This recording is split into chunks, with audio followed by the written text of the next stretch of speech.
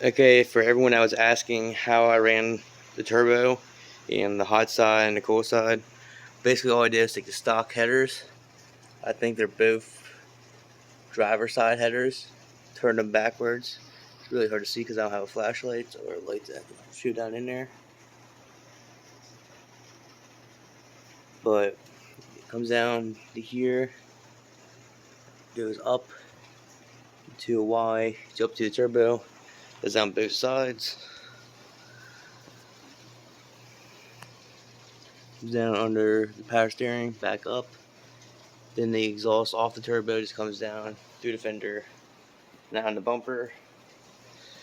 Then the cold side of the turbo goes down over, about right here, somewhere under the subframe, comes up and through into the intercooler, then back up into the bumper and into the fender, back up into the intake.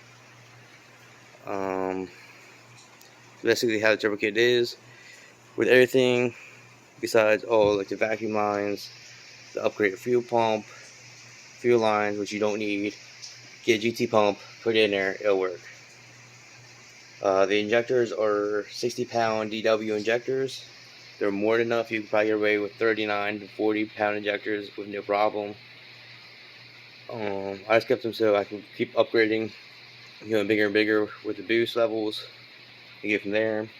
And then I'm using the SCT Big Air,